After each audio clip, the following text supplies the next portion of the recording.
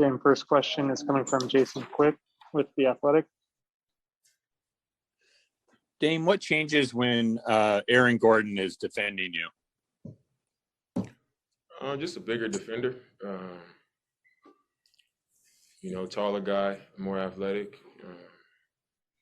That's it, just a bigger body. But, I'm used to that. Usually, throughout the regular season, whoever their defensive wing or taller wing is, that's who guards me. Just like the Phoenix game, Mikal Bridges guarded me.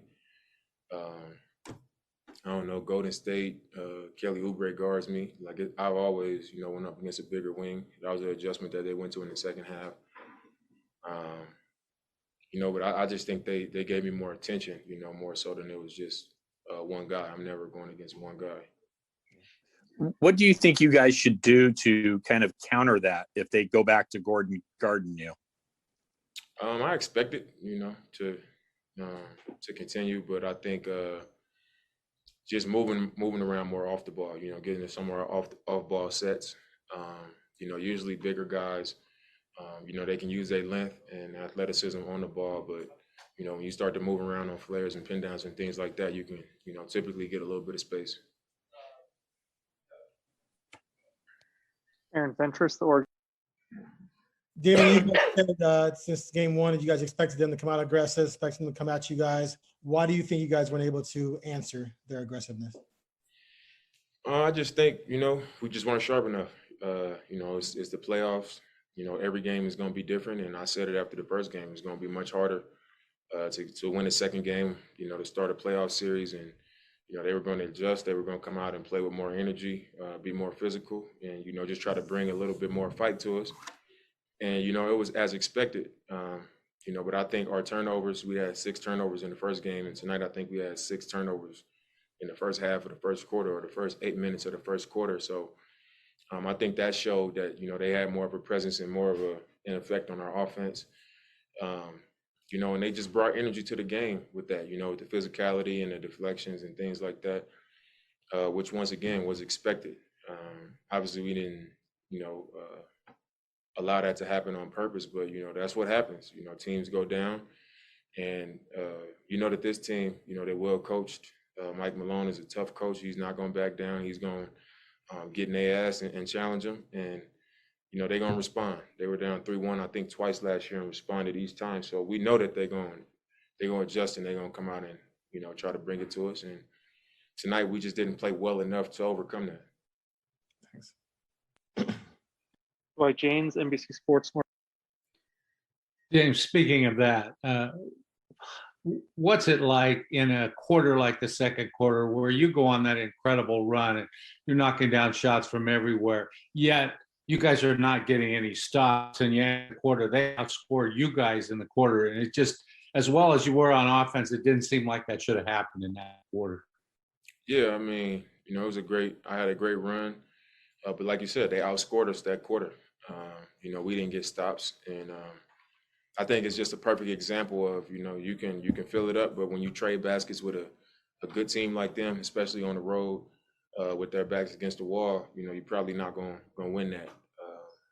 So even though we, had to go on offensively, we didn't get enough stops. So they were scoring the ball too, and then, we closed in. We cut it to 4, 61-65, and they end the half on an 8-0 run. And we coming out in the third quarter down 12. That's tough when you just fought yourself back into the game, and now you got to come out and battle back again. So, I thought we competed. We played hard. We just didn't play well enough for long enough periods of time. Each time we got back into it, we weren't defending and sharp enough on that end of the floor, so they kept pulling away, and we just kept digging a hole on the defensive end, and that's the way the game went. So, like I said, every game is different in the playoff series. This game was different than the first, and you can bet that the next game is going to be different than this one. George Stoya, Denver Gazette. Yeah, hey, Damian. You guys talked a lot about on Saturday limiting Jokic from getting others involved. How do you feel like you guys defended him tonight, and how much did it hurt Nurk getting in some foul trouble? Well, with a great player like him, you just got to slow him down. He's going to find a way to be effective. I think he had, 40 points You know, he's going to be effective. And I think we're not trying to let him score. We're just trying to make him work to score. And we know that they're at their best when the ball is just hopping around. And I thought, you know, they had other guys making plays as well. You know, all the guys that compliment him, they made plays. And that, you know, that hurt us. We allowed them to, you know, swing. They couldn't, you know, just making plays. When the ball is moving around, that's much better for them. And it wasn't Jokic dominating, passing the ball, but, you know, other guys were, and we can't allow that. So we got to be better. And obviously when Nurk is in foul trouble and not on the floor and not, you know, able to do what he does best for our team, that's going to hurt our team. Real quick, CJ McCollum is about to be available in the locker room Zoom. So he's going to be starting there in about a minute. Next question is coming from Sean Hyken, Bleacher. Dame, you obviously were very vocal, you know, a month or so ago about really wanting fans back in the arena. What kind of effect do you think it's going to have on Thursday with the increased capacity that they announced? And like, as you guys get deeper into the playoffs, how much do you have an effect do you think home court advantage is going to be with different teams in different cities having different capacities? I mean, well, hopefully we get to the point where we can have at least what Denver has, or I watched the Knicks game yesterday and I was like, that looks like a 2017 game or a game from last season before the pandemic hit, you know, I mean, so, I mean, hopefully we can get up there.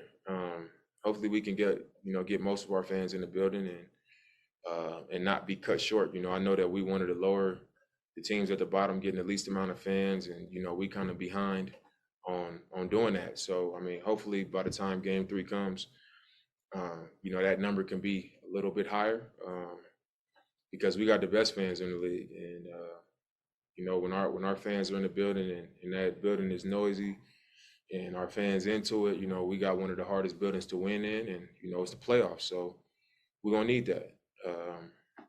You know, I would love to see our building have, you know, the same amount of fans that a lot of these other teams we watching have, because you can tell that they're feeding off of it. And with us having the best fans, of course, you know, it'll be to our advantage. Last question is coming from AJ McCord with Cole. Dame, you mentioned the Nuggets experience in the bubble last year and how they came back from the 2 series, but you guys have a lot of veteran leadership on this team too. What is the message to bounce back from this one in a 7-game series and remember that after a loss like tonight? Well, like you said, we experienced. You know, we've been up, we've been down, we played well, we played bad. We've done it all in the playoffs, so we got a lot of guys with that type of experience. So never too high and never too low. You know, after the first game, we was like, you know, good win. We did our job. We got one on the road. Let's get greedy and come get another one.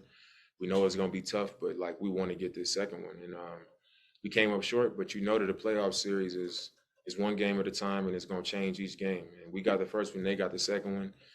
And, you know, we just got to make our adjustments. We got to improve and see what hurt us tonight and be ready to get a game at home in game 3, and also understand that just because we're going home don't mean we're going to win the game. We got to go out there and tighten up. We got to go earn another one. So as long as our mind is right and we understand that, which we do, we got a lot of guys that, you know, are experienced, like we just said. We just got to handle business, you know, and get ready for game 3. All right, thanks, Dan. We'll wrap there. Norman Powell's coming up.